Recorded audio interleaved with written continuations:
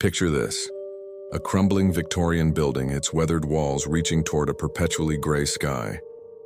This is the Asylum of Whispers, and trust me, it's earned that name for reasons that'll send chills down your spine. Back in 1873, it opened its doors as the State Progressive Mental Institution, supposedly a beacon of hope for mental health treatment. But like many asylums of that era, the reality was far darker than the promise. The halls that once echoed with doctors' footsteps now carry something else. Whispers of the past that refuse to fade away.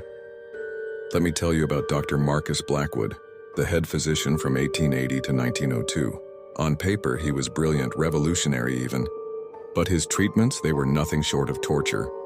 Patients spoke of midnight procedures, screams that would echo through the underground tunnels, and shadows that moved against the laws of nature.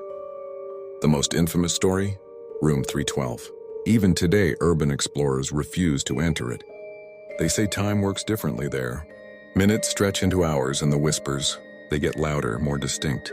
Some claim to hear conversations from decades ago, playing out like a broken record. But here's the thing about exploring the asylum. It's not just the supernatural you need to worry about. The building is literally falling apart. 3 years ago, a group of teenagers ignored the warning signs and went in.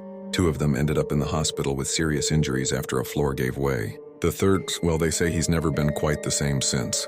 The basement level is a maze of narrow corridors and dead ends.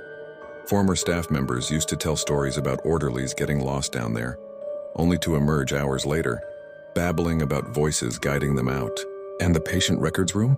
Files still scatter the floor, their yellowed pages telling fragments of forgotten lives.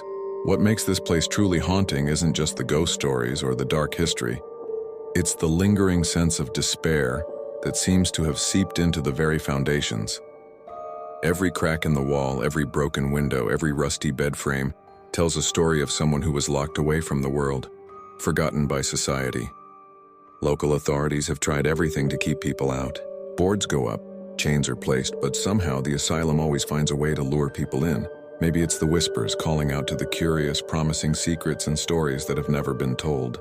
Remember though, if you're thinking of visiting, and I know some of you are, this isn't just another haunted playground. The real dangers here aren't the spirits or the whispers. They're the rotting floorboards, exposed asbestos, and unstable structures.